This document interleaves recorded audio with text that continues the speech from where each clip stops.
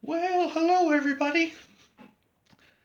I'm here and it's just the week after Easter and we were here reading in our Bible in John chapter 20, for example, where people saw Jesus but they didn't recognize him. Well, yeah, they didn't for whatever reason. Well, I'm confused. Why wouldn't Mary Magdalene, for example, recognize Jesus in the garden? Well, she wasn't expecting to see Jesus, that's for sure. She thought he was in the tomb. Well, yeah, but there he was. He wasn't in the tomb. No, he wasn't.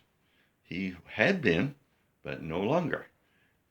Yeah, that's right. So, she still should have recognized him, wouldn't she?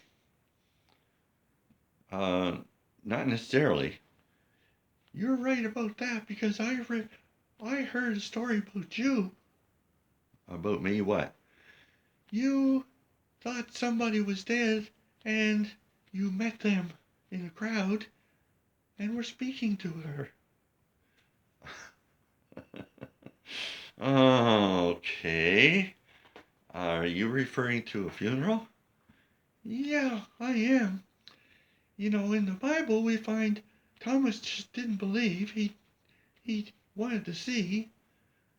I don't blame Thomas. I think I'd be more like Thomas than some of the others. Well, okay,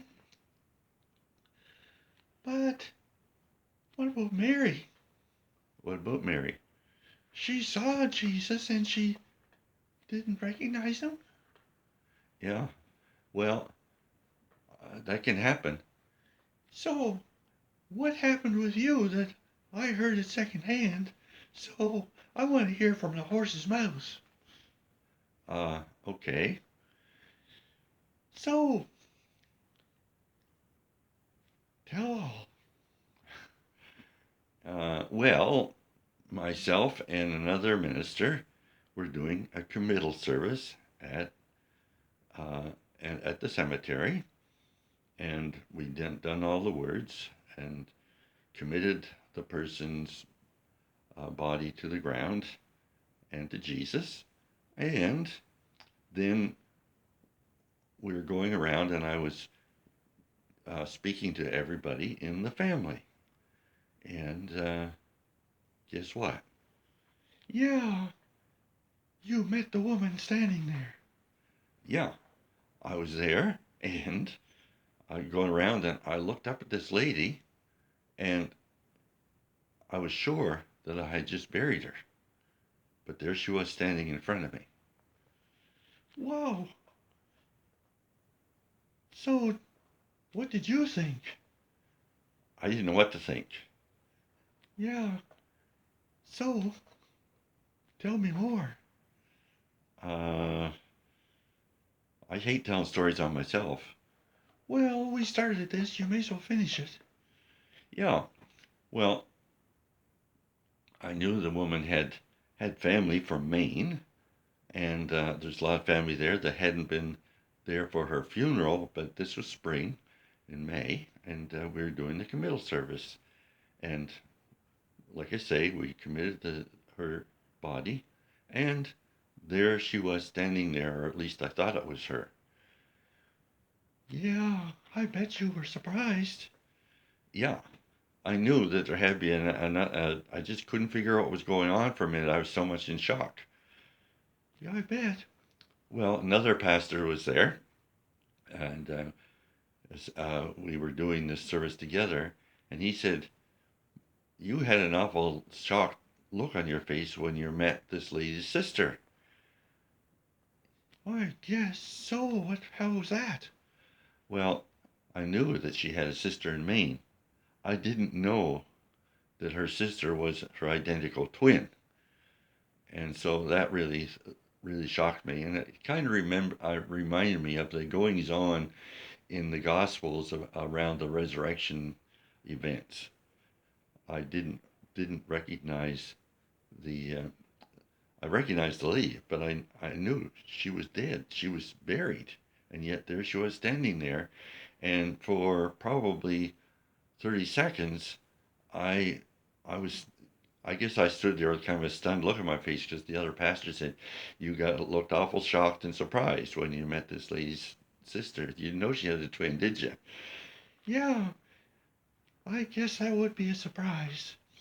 But anyway, in the Bible, we find that uh, it was Jesus identified himself to her, Mary, and Jesus appeared to the disciples, and he appeared at a time again when Thomas was there, and Thomas said, "Well, unless I put my touch the nails prints in his hands and touch his wounded side, I will not believe." So Jesus confronted him and said, "Do you believe now? Blessed are those who believe and who have not seen." Wow, yeah. So anyway, yeah, the a lot of the readings after Easter in most of our churches refer to the actual sightings of the resurrected Jesus.